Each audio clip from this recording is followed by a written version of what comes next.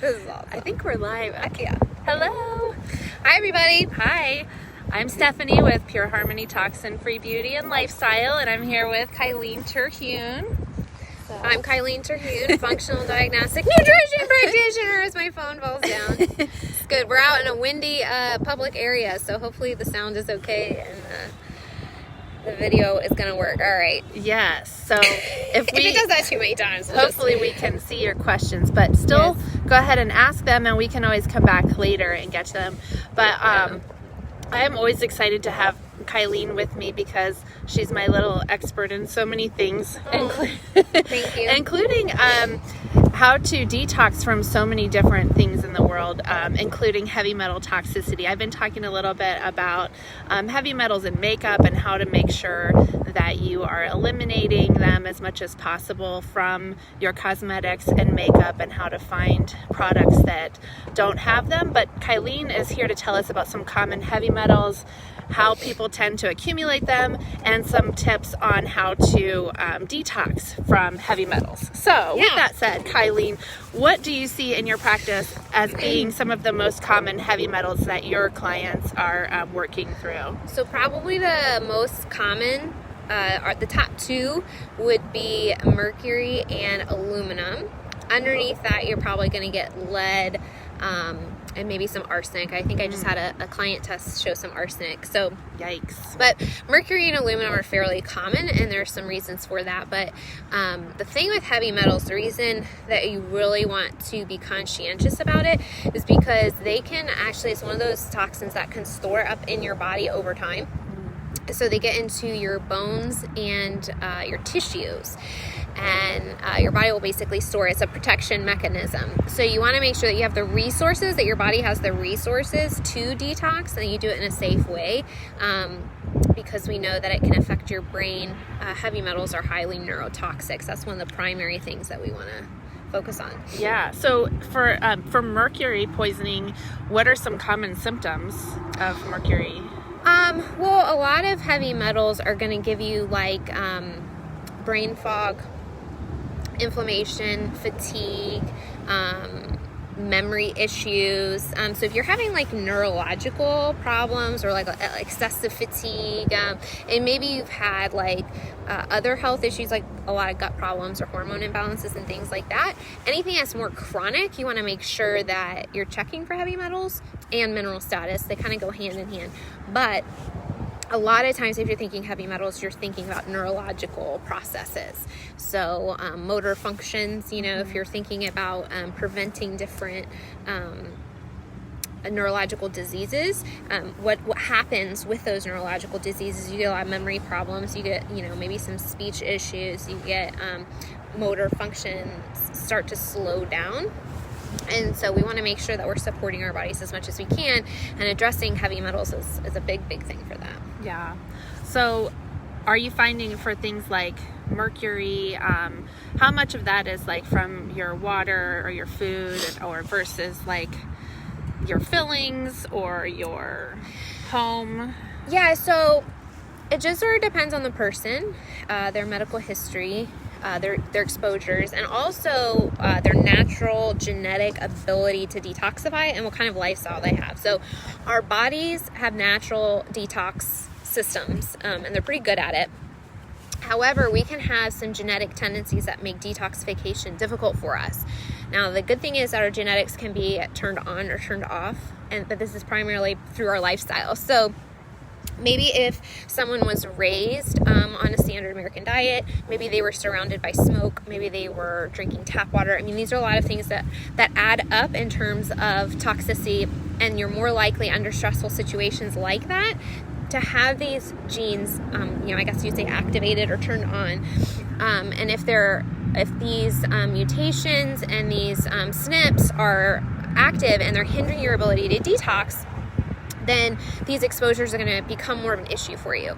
Whereas someone else maybe just has some mercury fillings, and that's like their only exposure. They live a really healthy lifestyle, and those genes are deactivated even if they have them, and it's not a problem for them. Yeah. So it just really depends on the person. But a lot of things that you mentioned, we have mercury fillings. We can get heavy metals through our tap water. So it's really important to make sure that you're drinking purified water. And different cities are going to have different things. So actually, I just looked at one of my clients' zip codes on ewg.org and looked at their tap water, and I was like, oh my gosh, you've got like a lot of arsenic in your water. Yeah. Like, girl, you need a water purifier ASAP. This needs to be a priority for you. Things like that. So there's a lot of exposures. You mentioned makeup as well. One of the big ones that people don't really recognize is their deodorant. So that's a daily exposure to aluminum. So if you are using a deodorant that has antiperspirant, usually the active ingredient for antiperspirant, what makes it an antiperspirant, is aluminum. And so you're putting that right on your skin, right by your lymph nodes, and it's a daily absorption thing. So that's a big problem. And usually after you've taken a shower in hot water and your pores have expanded, and oftentimes we've shaved our armpits. So it's just like a big double whammy. That's one of the things I always tell people. First thing that I recommend is you find a safe alternative for your deodorant. And it can be tough, especially because there's a process that is involved with detoxing from deodorant, and it can run the risk of being stinky. You can get a rash, but you know, there are detoxes you can do. What's more important, your brain, yes, or your deodorant brain? Right, and it's temporary. It's worth it in the long run to make sure that you're. That was a big. So I'm gonna tell people a really embarrassing story. Yeah, they're just gonna get to know me really fast. So when I was a teenager, I had like this horrible phase of my life where I had the sweaty bits. Yeah, I mean, like, sweat through the clothes. I was like, I don't know what's happening. I would put like a sweater on top of my t-shirt, sweat through that. I would put feminine pads in my armpit. Oh, that's I mean, so sad. I didn't know what was happening. I was like 12 years old. I don't know. One day, and it felt like this was after, like, it felt, in child brain, like it was going on for years. I don't actually know how much time this was taking. Yeah. My mom told me she was going to the doctor. I was like, oh, hey, by the way, can you maybe ask about this? Yeah. So he sent her home with a prescription deodorant, and that just stopped it up right away. Like, I stopped sweating. I was like, oh, thank God. Like, so this is awesome. I'm not sweating, right? And so now as an adult, I'm like, what the heck was that? Like, what was in that deodorant? Like, I don't even know what it was. But ever after that, I was so concerned when I got off that prescription. I was so worried about sweating after that I would always actually read the labels on the back of deodorant, and I would look for the ones that had the highest percent of aluminum. Oh, wow. Isn't that horrible? Yeah. Yeah. So when I heard that aluminum is associated with the development of Alzheimer's, and actually a lot of neurological things, like if you test, for example, children that have autism and things like that, a lot of brain associated disorders will have higher amounts of heavy metals in their systems. And so it's like I said earlier, it's highly neurotoxic. And so when I realized I was associated with Alzheimer's, I was like, I will do whatever it takes. I will never do these deodorants ever again. Scary stuff. stuff. I ended up switching, and it was okay, and I don't smell, I promise. She doesn't. I'm right next to her. She doesn't. She smells lovely. So, yeah, and I think that's one of the things to think about. You mentioned people's ability to detox, and that's why it's so important. We talk a lot about toxic body burden in my group and why it's so important. We can't necessarily control everything that we're exposed to. You want to live your life. Right, and you don't want to live in fear. That's not something that I choose to do, but I choose to just do my best and then minimize as much toxic body load as possible. So that way when you do have things, whether it's in the water you drink or you touch something that has, Roundup or some chemical on it, then your body has the ability to really breathing room. It has breathing room and can do what it needs to do. Yeah, exactly. Yeah. So for people who may be experiencing symptoms or just want to try to detox whatever may be in their bodies, what would you recommend just for things you can do at home on a daily basis to minimize heavy metal detox? Yeah, so toxicity, heavy metal toxicity. Yeah. So at home stuff that you can do, I would absolutely look into purified water. I would personally recommend either like a structured water system for your whole home if that's a possibility. We're building a house right now, and we're going to be utilizing greenfieldnaturals.com. They have a whole house water system. It's an extremely affordable price. That's going to cover our showers, our cooking, our drinking water, everything, which is like amazing. So that's awesome. That's one way to do it. You can also do like an under the sink reverse osmosis for just drinking water. You can get screw on shower filters for your Berkey's a good option too. Berkey's and on the top, like a countertop. So there's countertop options, there's drinking options. And so I would start with water for sure. You want to make sure that's good, because it's literally what sustains life, right? And so you're drinking it all day, every day. And if you do have this buildup, you don't want to be adding to it. Definitely say change your deodorant. That's probably one of the top things you can do immediately to make a big impact. Look at your cookware. So checking if you are using aluminum cookware or copper cookware or things that flake off, anything that gets scratched. Checking what the actual materials are that your cookware is. Sometimes they have several layers. And so if like the middle layer is aluminum and it's like 2 or 3 layers, that's not a big deal. That's okay. You're not going to get into that.